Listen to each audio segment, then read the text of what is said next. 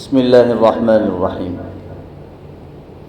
نحمده ونصلي على رسوله الكريم أما بعد فأعوذ بالله من الشيطان الرجيم بسم الله الرحمن الرحيم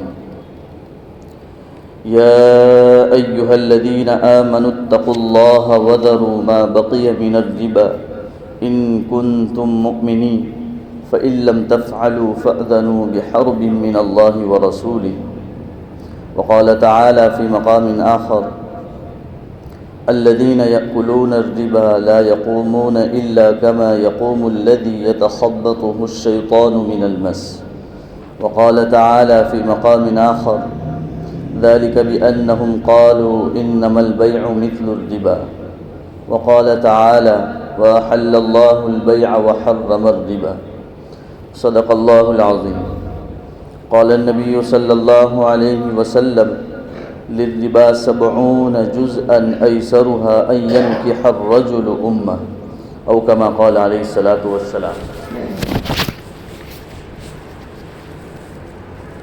میرے عزیز دوستو اور دینی ایمانی بھائی،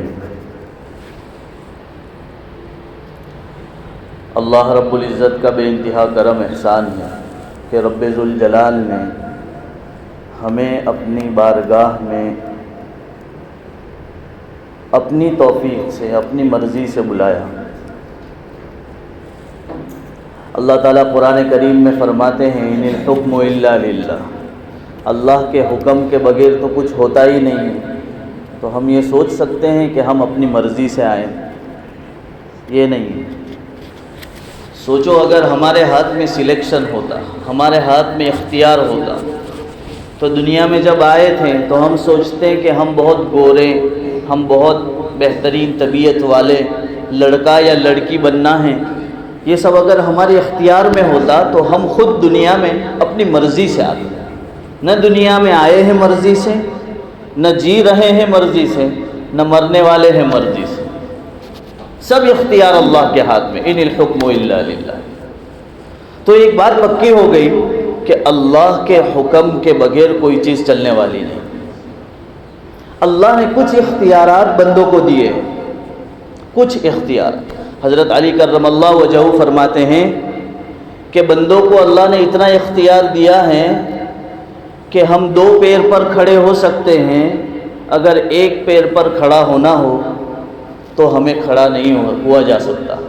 تو اس سے بات پتہ چلتی ہے کہ آدمی جو ہے کل مختار نہیں ہے، لیکن ہماری زندگی جو ہم جی رہے ہیں وہ اس طرح جی رہے ہیں کہ سب زندگی کی اختیارات اللہ نے ہمیں دیے. ہم جب کلمہ پڑھیں ہیں لا الہ الا اللہ محمد الرسول اللہ صلی اللہ علیہ وسلم، کیا مطلب ہے؟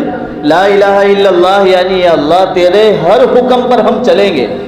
یا اللہ ہم تجھے معبود مانتے ہیں، ہم تجھے خدا مانتے ہیں، اللہ مانتے ہیں، ہر طاقت تیرے ہاتھ میں ہے. کیا مطلب ہے اس کا؟ کہ اللہ ہر حکم میں ہم تیرے محتاج ہیں، اس کے بغیر نہیں ہو سکتا. اور محمد الرسول اللہ صلی اللہ علیہ وسلم سے ہمیں یہ بات سمجھائی گئی ہے کہ زندگی کے ہر شعبے میں، زندگی کے جس شعبے میں آپ جی رہے، چاہے کاروبار ہو، ازدواجی زندگی ہو، ماں باپ کی خدمت ہو، جس معاملے میں آپ ہیں، محمد الرسول اللہ کا دامن اگر ہاتھ میں نہیں ہے تو آپ یقین رکھو آپ سچے پکے مسلمان بھی نہیں. یہی اٹل حقیقت ہے، یہی اصولی بات. مسلمان اگر کامیاب ہونا چاہتا ہے، سکون چاہتا ہے، اپنی آخرت اور دنیا بنانا چاہتے ہیں تو یہی لا الہ الا اللہ محمد الرسول اللہ اپنی زندگی میں اتارنا ہو. یہ پکی بات ہے. اور اگر اس سے ہٹیں تو ہماری زندگی تباہی کی طرف چلتی جائے گی اور پھر آخرت، دنیا بھی تباہ ہوگی، آخرت بھی تباہ ہو جائے گی. یہ تو اصولی بات ہوئی جو میں نے آپ کے سامنے بیان کی. میں نے جو قرآن کریم کی آیت پڑھی تھی یا ایھا الذین آمنوا اتقوا اللہ وذروا ما بقی من الربا ان کنتم مؤمنین. آج دنیا میں ہر شخص بھاگا چلا جا رہا ہے، ہر شخص بھاگ رہا ہے. کس چیز کے پیچھے بھاگ رہا ہے؟ میری زندگی بن جائے، میرا گھر کاروبار، میرے بیوی بچے، میرے پاس گھر ہو، بنگلہ ہو، عیش و آرائش کی ساری چیزیں میرے پاس موجود ہو اور مجھے کوئی ٹینشن نہ ہو. جس کا حاصل یہ ہے کہ سکون تلاش کرنا. آدمی سکون کی تلاش میں. کہ مجھے کوئی ٹینشن نہ ہو، میں سکون کے ساتھ اطمینان کے ساتھ رہوں، میری زندگی میں کوئی پریشانی نہ ہو۔ قرآن کریم میں 2 جگہ صرف ایسی بات آئی ہے، نہ احادیث میں وہ بات ہے، نہ قرآن کریم میں اس کے علاوہ کہیں اور جگہ آیا۔ 2 جگہ صرف ایسی آئی ہے جو بہت سخت ہے، جس مضمون کو وقت کے اندر میں سمیٹ کر آپ کو سمجھانا چاہتا ہوں وہ ہے بیاج۔ یا ایھا الذین آمنوا اتقوا اللہ وذروا ما بقی من الربا، یہ ربا جس کو کہتے ہیں یہی ہے۔ اللہ تعالیٰ نے قرآن کریم میں دوسری جگہ فرمایا وَأَحَلَّ اللَّهُ الْبَيْعَ وَحَرَّمَ الرِّبَا۔ کون انسان ہے جو لون میں نہ پھنسا ہوا ہے؟ کون سا انسان ہے، کون سا وہ مسلمان ہے جو بیاج میں نہ پھنسا ہو؟ ہر شخص کے یہی لالے پڑے ہوئے ہیں، جوان کو دیکھو، بوڑھے کو دیکھو، رشتہ داروں کو دیکھو، چھوٹوں کو دیکھو، بڑوں کو دیکھو، ہر ایک شخص بیاج میں پھنسا ہوا ہے۔ اللہ کے نبی صلی اللہ علیہ وسلم نے ایک جگہ فرمایا کہ ایک وقت وہ آئے گا قیامت سے پہلے کہ اچھے سے اچھا آدمی بیاج کے اندر پھنسے گا، لون کے اندر پھنسے گا، اپنی زندگی کا وہ چکر جو ہے وہ اس کے اندر پھنسائے گا۔ اور میں نے جو بات کہی کہ قرآن کریم میں، پورا قرآن کریم میں صرف اللہ نے ایک اس گناہ کے بارے میں اور ایک دوسرا گناہ، 2 گناہ کے بارے میں یوں فرمایا کہ جس نے یہ گناہ کیا میں اس کے ساتھ جنگ کروں گا۔ اعلان جنگ ہے، لڑائی کا اعلان ہے اللہ کا اور اس کے رسول صلی اللہ علیہ وسلم۔ کون سا گناہ؟ ایک بیاج کے اندر پڑنے والوں۔ کیا سمجھتے ہو تم ریلیاں نکال کر کامیاب ہو جاؤ گے؟ تم سمجھتے ہو کہ ہماری ماں بہنوں کی عزتیں جو لوٹی جا رہی ہیں، صرف گجرات میں بیٹھ کر یوں ہی پھنسے نہ رہو، باہر کے حالات کو دیکھو، اذانوں پر پابندی ہے، نمازوں پر پابندی ہے، حجاب پر پابندی ہے، کیا چوڑیاں پہن کر بیٹھے ہو مسلمانوں، اپنی زندگی کو تباہ کر رہے ہو بیاج کے ذریعے سے۔ کہاں گئے؟ لوگوں کے غلام بن کر رہ گئے ہیں۔ کیوں؟ اس لیے کہ اللہ کی نظروں سے گرے۔ کیوں؟ اس لیے کہ ہم نے اللہ کے ساتھ جنگ کی، اس کے رسول صلی اللہ علیہ وسلم کے ساتھ جنگ کی۔ اعلان جنگ ہے اللہ کا، آمنوا اتقوا اللہ وذروا ما بقی من الربا ان کنتم مؤمنین فإن لم تفعلوا فأذنوا بحرب من اللہ ورسولہ۔ یہ اللہ کا اعلان ہے۔ اگر ایسا نہیں کرتے، بیاج نہیں چھوڑتے، اللہ کے حکم کی نافرمانی کرتے ہو، گناہوں میں پڑے رہتے ہو، اللہ کی بات کو نہیں مانتے، اللہ چیلنج کر رہا ہے فَإِن لَّمْ تَفْعَلُوا فَأْذَنُوا بِحَرْبٍ مِّنَ اللَّهِ وَرَسُولِهِ۔ اللہ کی آواز تو دیکھو اس قرآن کی آیت سے، فَأْذَنُوا بِحَرْبٍ مِّنَ اللَّهِ وَرَسُولِهِ۔ ایسا چیلنج اللہ کر رہا ہے کہ نہیں ماننا چاہتے ہو مسلمانوں، ابھی بھی باز نہیں آنا چاہتے ہو، ہر شخص بیاج میں پڑا ہوا الا ماشاء اللہ کچھ لوگ ہیں جو اس سے بچے ہوئے ہیں، ورنہ اللہ کے نبی صلی اللہ علیہ وسلم کی پیشین گوئی ہے، یعنی پہلے سے یہ بات بتا دی ہے کہ ایک وقت وہ آئے گا کہ ہر شخص اس میں پھنس جاوے گا، ہر شخص پھنسے گا۔ آج گاڑیاں لون پر ہیں، موبائل لون پر ہیں، گھر ہیں، کاروبار ہیں، لون پر چل رہا ہے۔ سب حکمتیں بیان کرتے ہیں، کیا بیان کرتے ہیں؟ پریشانی آتی ہے کوئی دیتا ہی نہیں ہے، پریشانی آ رہی ہے، کیا ہوا؟ شادی کا موقع ہے، پیسے ہی نہیں ہیں، اپنی بیوی کو کپڑے دلانے ہیں، بچوں کو کپڑے دلانے ہیں، ماں باپ کو کپڑے دلانے ہیں، اور بہت سارے ہمارے اخراجات ہیں، کہاں سے لاویں گے؟ اللہ کے بندوں، صحابہ کے واقعات بھول گئے، اللہ کے نبی صلی اللہ علیہ وسلم کے واقعات بھول گئے، کیسی زندگی گزاری تھی۔ اللہ کے نبی صلی اللہ علیہ وسلم کے بارے میں آتا ہے، احادیث کے اندر لکھا ہوا ہے، اللہ کے نبی صلی اللہ علیہ وسلم فقر و فاقہ کرتے تھے، فقر و فاقہ کرتے تھے۔ فرشتوں نے یوں کہا کہ اے اللہ کے نبی، آپ اگر کہیں تو احد پہاڑ کو سونے کا بنا دیا جاوے، سونے کا اللہ بنانے کو تیار ہے، لیکن اللہ کے نبی صلی اللہ علیہ وسلم نے فرمایا میری امت کا کیا ہوگا جو فقر و فاقے کے عالم میں ہوں گے، غریبی کے عالم میں ہوں گے، ان کے پاس مال و دولت نہیں ہوگی، اس وقت میں وہ کلمہ یاد کریں گے کہ لا الہ الا اللہ محمد الرسول اللہ، کہ اس کا دامن چھوڑ دیں گے تو کیا حالت ہوگی۔ میرے نبی نے فقر و فاقہ کیا تھا، میرے نبی نے پتھر باندھے تھے، میرے نبی نے یہ زندگی گزاری، میرے نبی نے 11 شادیاں کر بتائی کہ دیکھو اس کے اندر کتنا خرچہ کیا ہے۔ آپ مسلمانوں ذرا بتاؤ کہ تمہاری شادیوں میں کیا ہو رہا ہے؟ ہمارے نوجوان فیس بک اٹھا کر دیکھو، یہی وہ نوجوان ہیں ہمارے گاؤں کے، ہمارے پورے ملک کے نوجوان کو آپ دیکھو کیا کر رہے ہیں، ناچ رہے ہیں، ڈی جے پر ناچ رہے ہیں، اور کوئی کچھ کہنے والا نہیں، بڑے سے بڑا ذمہ دار ہو، بڑے سے بڑا جو ہے کہ اپنے گاؤں کا بڑا ہے، لیکن کوئی روک ٹوک کرنے والا نہیں۔ ہمارے بامڑ ویل میں وہاں پہلے سے جس نکاح نامے کے اندر ہے وہاں لکھا ہوا ہے کہ ریتی رواج کے ساتھ اگر کوئی بھی کام ہوا تو وہ نکاح نہیں پڑھاوے گا. ہمارے یہاں یہ پہلے سے یہ شرط لگائی گئی, کوئی بھی اگر ڈی جے لے کر آیا تو اس کی نکاح نہیں ہوگا, اس کے ساتھ قطع تعلق کیا جائے گا, اس کے ساتھ کوئی تعلق نہیں ہوگا. ہے یہ رواج ہمارے یہاں, یہ رواج کو قائم کیا جائے. کیسے تم یہ اپنے اندر شرط کو قائم کر لیتے ہو, کیسے رسومات کو, ہلدی کی رسومات میں کیا چیز ہو رہی ہے؟ یہی چیز ہے, جب خرچے بڑھیں گے تو کیا لون پر نہیں آئے گا, نوجوان آئے گا, باپ آئے گا, رشتہ دار آئیں گے, سبھی لوگوں کو اپنے خرچے بڑھانے پڑیں گے. حالانکہ اللہ کے نبی صلی اللہ علیہ وسلم نے فرمایا کہ شادی تو بہت آسان ہے, نکاح تو بہت آسان ہے. کیا ہے اس کے اندر ضروری؟ نکاح کے اندر تو ایجاب و قبول, یعنی ایک لڑکا اور لڑکی جس کو نکاح کرنا ہے, دلہا اور دلہن, وہ یہ کہتے ہیں کہ آپ کو قبول ہے, لڑکی بولتی ہے مجھے قبول ہے, دونوں کی طرف سے ہو گیا, اس کو کہتے ہیں فرض. یہ فرض ہے, اس کے علاوہ کچھ نہیں. واجب کیا ہے؟ واجب ہے کہ گواہ جو ہوتے ہیں اس کو رکھنا ہے, اور سنت کیا ہے؟ ولیمہ کرنا. ہمارے یہاں کیا ہوتا ہے؟ منڈپیں لگاؤ, لوگوں کے یہاں کھانا ہے تو کھلاؤ.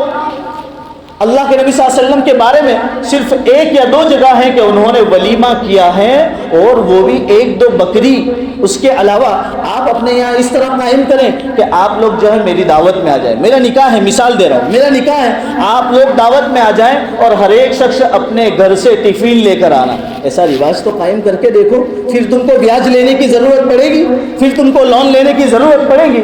اللہ اور اس کے رسول صلی اللہ علیہ وسلم کا نام لیتے ہو, لا الہ الا اللہ محمد الرسول اللہ کا کلمہ پڑھتے ہو, اور یہ کہتے ہو, اور اس کے اگینسٹ, اس کے خلاف. جیسے یہ لائٹ جل رہی ہے تو اجالا ہے, لائٹ جیسے بند ہو گئی تو کیا ہو جائے گا؟ اندھیرا ہو جائے گا. ایک طرف آپ کہہ رہے ہو کہ لا الہ الا اللہ محمد الرسول اللہ, یعنی یہ اجالے والی بات ہے. مومن اور مسلمان ایمان والا اللہ کا نام لینے والا اندھیرے میں ہو سکتا ہے. پھر دوسری طرف قرآن کا اعلان کہ جو لون لیتا ہے, جو بیاج استعمال کرتا ہے, ربا اپنے پیسے لیتا ہے یا دیتا ہے, جس معاملے میں بھی ہے, اللہ فرماتے ہیں کہ میرا اور اس کے رسول صلی اللہ علیہ وسلم کا اعلان جنگ ہے. تو کیسے ہو گئے مومن, کیسے ہو گئے تم ایمان والے, کیسے ہو گئے تم لا الہ الا اللہ اور محمد الرسول اللہ کے عالم بردار کیسے ہو گئے؟ کبھی بھی کامیاب نہیں ہو سکتے. سن لو یہ میری بات, اس طرح کی بات کہنے والا شاید ہی کوئی آپ کو مل سکتا ہے. میں ایسا نہیں ہے کہ صرف اس گاؤں میں اپنے یہاں پر بیٹھ کر یہی لنکے کی چوٹ پر کہتا ہوں کہ ایمان والو, ایسا بھی نہیں ہے کہ آپ کہہ رہے ہیں کہ میں بیٹھ کر یہاں بات کر رہا ہوں تو میں بہت دودھ سے دھویا ہوا ہوں. حکیم اختر صاحب اور مولانا اشرف علی تھانوی صاحب یوں فرماتے ہیں کہ کہنے والا بھی محتاج, سننے والا بھی محتاج, صرف وہ ذات محتاج نہیں ہے. قل هو اللہ احد اللہ الصمد, ایک اکیلی ذات ہے جس کو کسی کی ضرورت نہیں ہے. مجھے بھی سماج میں رہنا ہے, آپ کو بھی سماج میں رہنا ہے. سادگی کو اختیار کرو, سادگی کو اختیار کرو. اللہ کے نبی صلی اللہ علیہ وسلم کے واقعات کو پڑھو اور دیکھو کہ کیسی زندگی گزاری ہے. یہ نہیں ہے عیش پرستی ہو گئی ہے, منمانی زندگی ہو گئی ہے, جو چاہے زندگی گزار رہے. نوجوان نشے کی حالت میں پڑا ہوا ہے, کوئی بات کہنے والا نہیں. موبائل کے استعمال میں ایسے لگے ہوئے ہیں کہ انسٹاگرام پر ہماری بچیاں جو ہے ننگی ناچ رہی ہیں. ہے کوئی روکنے والا؟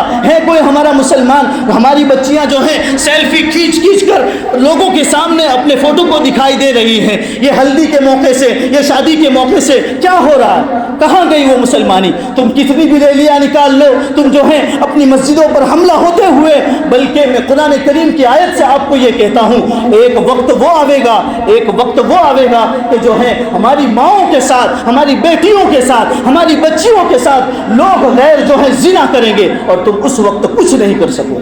کیا کر رہے ہو؟ ابھی بھی یہ موبائل سے جو ہیں ایک دوسرے کے ساتھ ہماری بچیاں کنیکشن میں ہیں. میں ابھی کے واقعات سناتا ہوں, کئی بچیاں وہ ہیں جو مرتد ہو رہی ہیں, اسلام سے خارج ہو رہی ہیں. کیا کر رہے ہیں ہم؟ کیا عمل کر رہے ہیں؟ کیا ٹیم ہم نے بنائی کہ ہماری مسلمان بچیوں کے لیے, ماؤں کے لیے ہم نے کیا کیا؟ ہم نے کون سی محنتیں کر ڈالی؟ کچھ نہیں کر رہے ہیں. ہماری مائیں اور بہنیں جو ہیں سیریل دیکھ کر ان کی ایکٹنگ کرنے میں لگی ہوئی ہیں. حجاب چہرے سے ہٹ گیا اور جو ہے وہ اپنے پستان دکھانے میں لگی ہیں, اپنے پیچھے کی جو ہے پوری کیفیت بتانے میں لگی ہیں, جو ہے ہر طرف کی. اور نوجوان کو دیکھو تو وہ اپنی بالوں کی کیفیت کو بدل رہا ہے اور کہہ رہا ہے کہ میں محمد الرسول اللہ کا دیوانہ ہوں. اللہ کی قسم سب سے بڑا جھوٹا اور کذاب ہے, سب سے بڑا جھوٹا اور کذاب ہے۔ کیسے ہو سکتا ہے کہ تم ایک طرف کہتے ہو کہ لا الہ الا اللہ اور محمد الرسول اللہ کے ہم علم بردار اور اس جھنڈے کے تلے ہم جو ہیں ایمان والے ہیں، اور دوسری طرف اگر ہماری حرکتیں ایسی ہو تو کیا ہم کامیاب ہو سکتے ہیں؟ کبھی بھی نہیں ہو سکتا، کبھی بھی نہیں ہو سکتا۔ یہ تو میں نے صرف اشارے کیے ہیں۔ ربا اور سود اور بیاج کیا ہے اس کے بارے میں بہت سے لوگ کہتے ہیں۔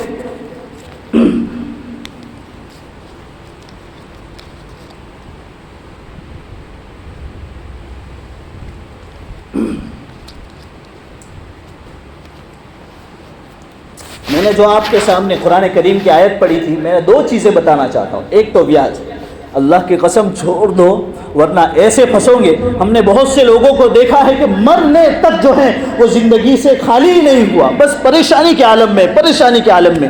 کیوں زندگی ایسے گزارنا چاہتے ہو؟ میں نے اپنی زندگی میں شادی کی، ایسے شادی کی کہ کسی کو کچھ نہیں بلایا۔ کسی کو بلانے کی ضرورت ہی کیا ہے؟ نکاح کر لو، آپ کے پاس حیثیت نہیں، کیوں قرضہ لے رہے ہو؟ کیوں لوگوں کو دکھانا چاہتے ہو کہ میں آئی ایم سم تھنگ، میری حیثیت کیا ہے؟ لوگوں کو بتانا ہے میرے پاس مال کیا ہے، دولت، جاہ دولت کیا ہے، میرے پاس کیا چیزیں ہیں، لوگوں کو کیوں بتانا چاہتے ہو؟ ارے لوگ تو جو ہیں کھا کر بھی ہمیں تھوک دیتے ہیں۔ لوگوں کے بتانے کے چکر میں تم نے اپنی زندگیاں تباہ کر دی ہیں۔ کئی لوگ وہ ہیں جنہوں نے شادیوں کے موقع سے اتنا قرضہ لیا، اس کے بعد جو ہے وہ باپ پوری زندگی قرضہ اور لون میں پھنسا ہوا ہے اور اس سے وہ بھرائی نہیں جا رہا ہے۔ کیوں زندگی کو مشکل بناتے ہو؟ ایک تو چیز ہے کہ ربا سے جو ہے مکمل توبہ کر لو۔ ومن عاد فاولئک اصحاب النار، اللہ تعالیٰ فرماتے ہیں جو شخص ربا، بیاج اور سود کے اندر لگا ہوا ہے، اگر اس نے ایک مرتبہ توبہ کر لی اور اس کے بعد اگر اس نے واپس اسی گناہ کے اندر لگ گیا، ومن عاد فاولئک اصحاب النار هم فیہا خالدون، اللہ کہتے ہیں ہمیشہ کی جہنم میں اس کو پھینک دو، پھینک دو، اللہ کو کوئی ضرورت نہیں۔ خذوہ فغلوہ ثم الجحیم صلوا ثم فی سلسلۃ ذرعها 70 ذراعا فاسلکوہ، ایسی کڑیوں کے اندر اللہ جبڑے گا۔ ایک تو جو ہے اللہ کے جہنم میں پھینکنے کی کیفیت بتاؤں تمہیں، ایک تو وہ ہوتا ہے کہ عورت ذات کو چوٹلا پکڑ کر یوں پھینک دے گا اللہ، چل پھینک، تجھے کوئی ضرورت نہیں ہے، اللہ پھینک دے گا۔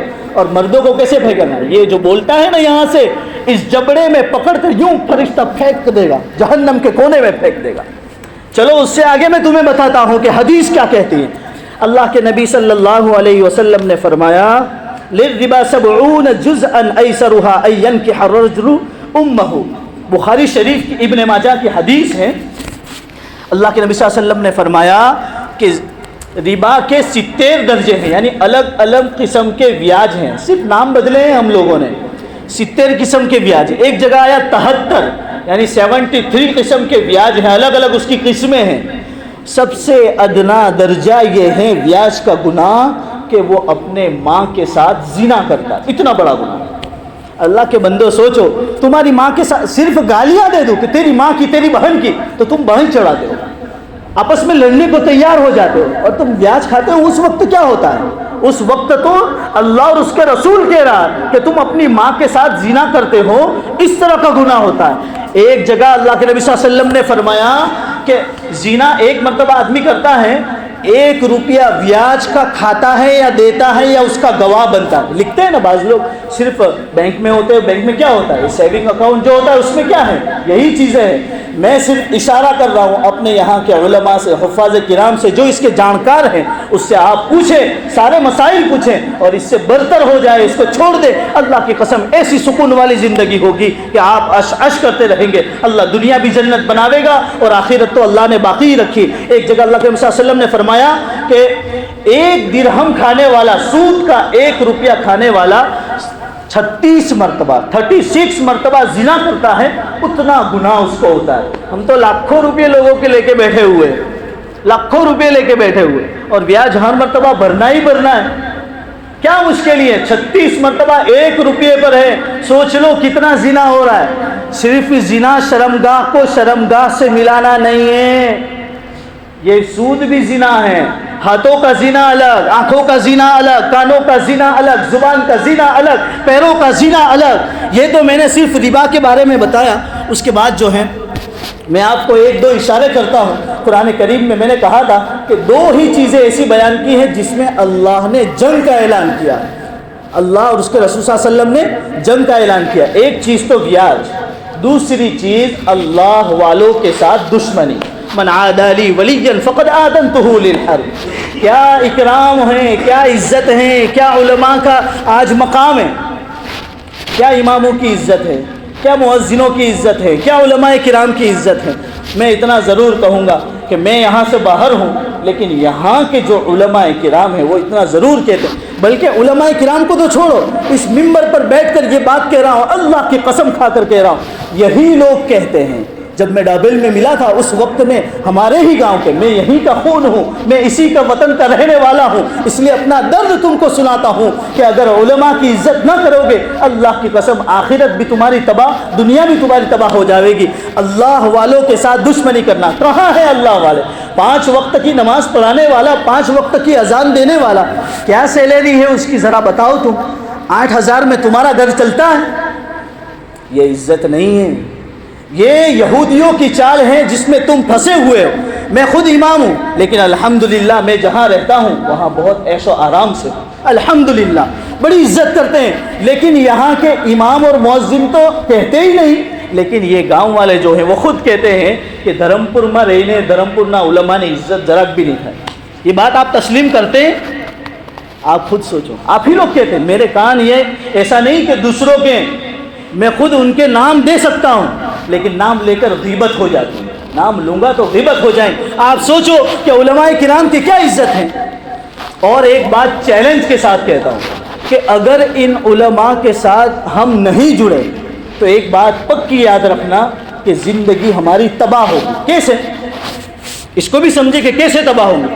آپ کو قرآن و حدیث کا علم کون بتاوے گا؟ آپ اگر کسی بھی غلط راہ پر چل رہے ہیں تو آپ کو کون روکے گا؟ العلماء ورثۃ الانبیاء، انبیاء کے وارث کون ہیں؟ انبیاء کا علم اپنے دل کے اندر کون لیے ہوئے ہیں؟ یہی تو علماء ہے۔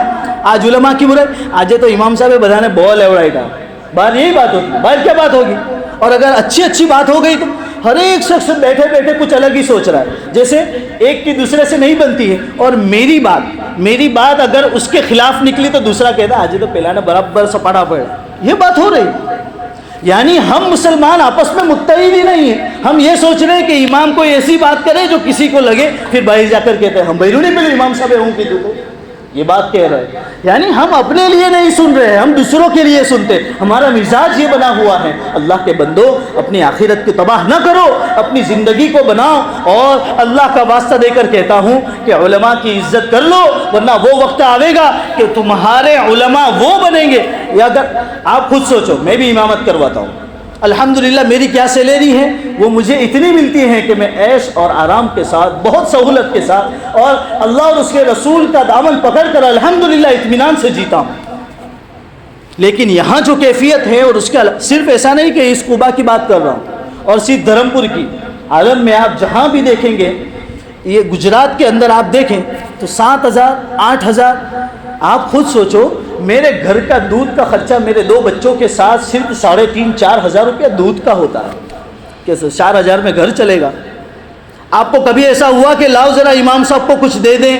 آپ کو یہ کبھی نہیں بولنے والے۔ وما اسألکم علیہ من اجر ان اجری الا علی اللہ، اللہ کے نبی صلی اللہ علیہ وسلم قرآن کریم میں اللہ فرماتے ہیں کہ تم لوگوں کو دعوت دو، تم لوگوں کو کہو، اس کا اجر تو اللہ دے گا، تم نہیں دے سکتے۔ قرآن اور حدیث کا اجر تم نہیں دے سکتے، نہ میں دے سکتا ہوں، یہ تو اللہ چلاتا ہے۔ لیکن میں آپ سے گزارش کرتا ہوں کہ کچھ رحم کرو، کچھ علماء کے ساتھ اپنی نیت کو بدلو، ورنہ فقیہ الامت حضرت مولانا گنگوہی صاحب نور اللہ مرقدہ یوں فرماتے ہیں، اور مولانا الیاس صاحب نور اللہ مرقدہ کا بھی ملفوظات پہ لکھا ہوا ہے کہ جو علماء کے ساتھ بغض رکھتا ہے، جو اللہ والوں کے ساتھ بغض رکھتا ہے، میں نے حدیث میں بتایا من عادی لی ولیا فقد آذنتہ للحرب، وہ میرے ساتھ جنگ کے لیے تیار ہو جائے۔ اللہ اور اس کے رسول کہہ رہا ہے۔ ہم جو ہے کہتے ہیں ہم کا امام کے ساتھ لڑتے ہیں، مؤذن کے ساتھ کہاں غلط بات کرتے ہیں؟ ارے غلط بات کرنا ہی صرف تھوڑی ہے، کون سا حق ادا کر رہے ہیں؟ ان کے ساتھ ان کا گھر کیسا چل رہا ہے، ان کے کاروبار کیسے چل رہے ہیں، ان کو کوئی پریشانی تو نہیں ہے؟ ارے اللہ کے بندے کیوں سوچتے نہیں ہیں کہ ہمارے ہی بچے کو یہ تیار کرتے ہیں؟ آپ جتنے بھی لوگ بیٹھے ہوئے ہیں، آپ نماز پڑھ رہے ہیں، کلمہ پڑھ رہے ہیں، قرآن کریم پڑھ رہے ہیں، کس نے سکھایا؟ آپ مدرسے میں پڑھنے گئے تھے؟ کس نے سکھایا؟ یہاں کا جو امام تھا، جو عالم تھا، اس نے تم کو سکھایا، ورنہ اگر یہ نہ سکھاتا تو تم نہ مسجد میں آتے، نہ اللہ کا ڈر تم میں پیدا ہوتا۔ کیوں بھول جاتے ہیں کہ یہ وہ بندے ہیں جو ہمارے بچوں کو اصل اللہ کی یادوں میں رکھتے ہیں اور اپنے بچوں کی صحیح تربیت کرتے ہیں، لیکن اس کیفیت سے ہم بہت دور ہیں، اور کڑوی بات جو ہیں وہ دل کو بہت لگتی ہے، لیکن جو ہے یہی شاعر نے کہا تھا کہ باتوں کے اندر پر نہیں ہوتی لیکن پرواز ضرور رکھتی ہے، یا دل پر جب لگتی ہے نا تو پھر یہ پرواز رکھتی ہے۔ آپ کسی عالم کو پوچھو، اس کی اندر کی زندگی کو دیکھو کہ وہ زندگی کیسے گزار رہا ہے۔ میرا وقت ختم ہو گیا، 2-4 منٹ زیادہ ہو گئے، اللہ تعالیٰ مجھے معاف فرمائے۔ اللہ رب العزت کہنے سننے سے زیادہ عمل کی توفیق عطا فرمائے۔ علماء